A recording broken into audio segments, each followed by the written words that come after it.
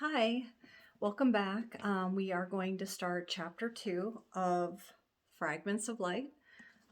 So let's get right to it. I hope you got to listen to the introduction in chapter 1, but we will get right to it. So here we are, chapter 1 of Fragments of Light. Arcadia, the most technologically advanced city kingdom in the entire region, the crowning jewel of the West. Prince Derek held his breath, marveling as he peered out the window from inside his air transport. Far below the flying vehicle lay a vast sea of towering skyscrapers, shimmering in all their glory. The clouds that clung to the building tops drank in the colors of the city, illuminating the twilight sky in hues of blue and violets. The heart of the city held Arcadia's royal palace, the very place where Derek was heading. The glowing green Gothic glass structure loomed over the city, making the other skyscrapers appear like toys. Its long turrets impaled the clouds, reaching for the evening sky. One turret was especially higher than the others, its shadowy figure rising against the full moon. Derek's palms broke out in a cold sweat just thinking about Princess Emerald, the one who occupied that turret. The last he saw of the princess was when he was 21 years old. 7 years had passed since then, and every day for 7 years, Emerald's image burned within his mind. What would Emerald say when she saw him? Would she be as friendly with him now as she had been with him in her youth? Derek nervously toyed with his jet black. Sorry. Derek nervously toyed with his jet black crown of loose curls, then closed one of the clasps of his cobalt tunic. It had been opened by his neck to cool him during the long transport ride, allowing him a bit of comfort. The blue brought out the color of his icy eyes in contrast to his black hair and pale skin. Since he was traveling, he didn't want to wear his large, rough collar, along with his back spikes, the grand fashion he was known for. As his transport landed, the city began to slowly grow dark as the sun set off in the horizon and was replaced with an expanse of flashing neon lights in all colors of the spectrum. Stepping out of the vehicle, Derek's long black cape caught a strong gust of wind, exposing his tall stature and muscular form. The high levels of Arcadia, or any city for that matter, had strong wind currents, unlike the mid and lower levels. The lower levels, the underbelly of the city. Thank God he'd never had to step foot down there. Derek's eyes wandered again to the tallest turret, wondering if the princess had seen his arrival. His eyes lingered for a few moments longer, then he turned his attention to the palace guards approaching him. With them was King Damaris's advisor, Counselor Emrys. Emrys bowed, meeting Derek's entourage. Your Highness. Counselor Emrys, Derek said, nodding his head in greeting. We were not expecting you so soon. I was told you'd be visiting these parts later in the season, the advisor said, his dark eyes weary. Emrys took a small handkerchief from his embroidered gray robes, patting the sweat from his brow. Derek noticed a silver streak across the counselor's receding hairline and dark bags under his eyes. It appeared that the stress of advising Arcadia was taking a toll on Emrys's body. Derek couldn't blame the counselor. If anyone had to advise King Darius, if anyone had to advise King Demarius, they would age quickly too. Forgive me, counselor. That was the original plan, Derek said. But some time opened up in my schedule to visit sooner. I hope I am not imposing. I know I didn't give you much time to prepare for my arrival. I would have been here years ago if it weren't for my father and Damaris's falling out, Derek thought. Not at all, Emrys said with a smile. We all thought that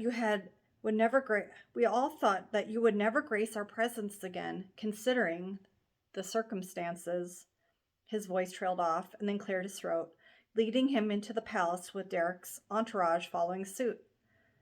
However, when word came that you were to pay us a visit, many excited whispers began circulating within Arcadia's court. Indeed, it took much convincing of my father to make a visit, Derek sighed flatly under his breath, disappointed Emerus didn't say more on the matter. To this day, Derek still had no idea what had happened between his father and Demarius years ago. No one seemed to know, or else if they did, no one said anything regarding the matter. How is His Majesty of York as of late? I have been told many infrastructure improvements within York, along with the markets rising every day, Emrys said. My father is extremely well. York is in the best state as it has been and during the 20 years that my father has reigned. Truly wonderful. And you, no wife? Emrys inquired slyly, hinting a smile. Derek felt his nerves trying to take over, but he pushed them aside. Not yet, counselor, although I do hope not to remain eligible forever. Derek joked mildly, running his fingers through his short curls. Emrys gave a knowing look, grinning. Rightfully so. Well, there are plenty of eligible ladies within the houses of Arcadia. Most will be in attendance this evening. The lords will be grateful to see you again as well, along with the Arcadia press, I am sure. What's the occasion? Derek asked. You are quite fortunate to have arrived on a good night, as the king decided to throw quite a large party with the houses of Arcadia. Don't ask me why. He just happened to be in one of his rare pleasant moods the last couple of weeks.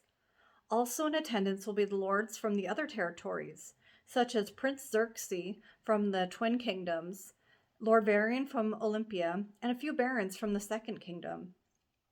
Well, Derek said, I shall be happy to see their familiar faces, flashing a nervous smile. Your family is much missed in this kingdom, Emrys said, pausing to glance at Derek. It would be a great thing to reestablish the old alliance between our kingdoms. I, for one, would like to see that as well, Counselor, Derek said, nodding in agreement. I hope to amend the tensions and past transgressions that took place between Arcadia and York. Whatever transgression that is, Derek thought, annoyed. I know several on the inner council who would like to see that as well, Your Highness, Emrys said. As they walked through the palace, many people recognized him and bowed as he passed. Courtesans, lords and ladies, barons, and many of the serving staff all stood in awe of his arrival.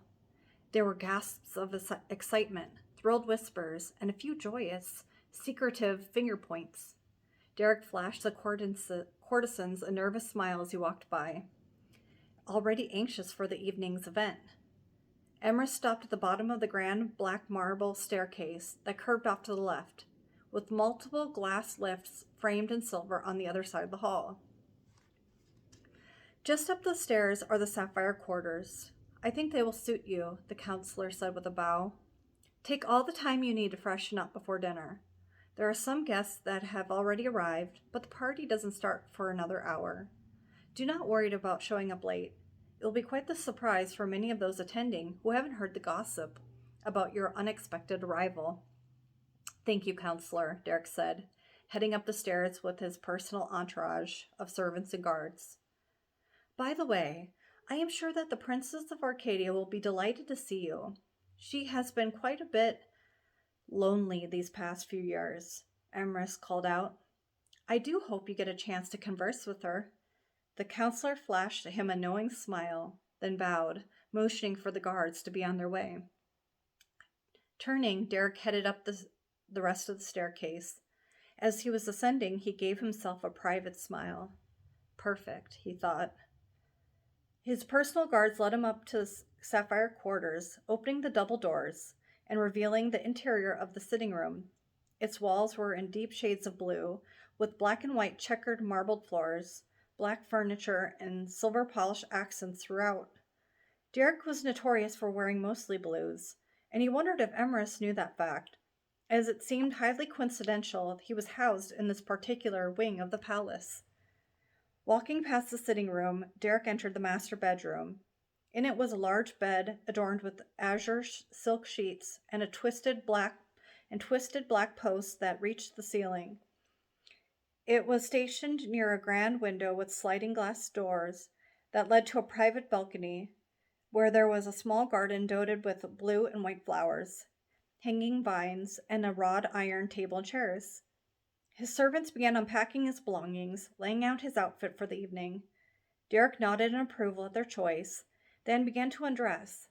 His servant Silas had selected a deep blue doublet with black fur collar and large puff sleeves accented with black stripes and silver details. For his bottom half, they chose snug black pants with long black leather boots. Is the jewelry still packed? Derek asked. Yes, Your Highness. It'll be brought up in the next set of guards, Silas bowed. And my back spikes? Where are those? Derek eyed the room, starting to get impatient for the evening. I presume they are with the jewelry. Silas bowed. They are, Your Highness. Please send communication to the guards on the platform. I want them brought up as soon as possible. I want the back spikes and the sapphire jewelry set. Silas bowed and then went to the next room to call the guards. The other servants were still bringing in his belongings, setting up the room for use. As he began to move his traveling tunic, he unzipped his inside pocket. He reached inside, and his hands emerged with a small velvet box. Upon opening it, his heart beat quickly as he gazed upon the large emerald ring with a platinum setting fashioned with swirled scrollwork. The ring was ornate and delicate, just like the princess herself. Derek gazed in the jewel's depths, its surface refracting his face on the shiny surface. Mesmerized, memories of the princess came flooding into his mind of the last day he saw her. Derek, Emerald's voice reverberated from within. He recalled her praying in the palace chapel, surrounded by countless glimmering candles. Her bright green eyes were smiling, inviting him to come sit next to her. He'd wanted to tell her right then. He should have told her. It was his chance, the perfect opportunity. All those years he had been working up to that moment, but he never did. And that was the last time he saw her. 7 years ago. Their evening had been interrupted, and he was forced to leave Arcadia in haste with his father. Derek took one last look at the jewel as he caressed the deep green stone with his thumb, pushing back his memories. Snapping the box shut, he turned away to get ready for the evening. And that concludes Chapter 1 of Fragments of Light. Look for Chapter 2. Thank you.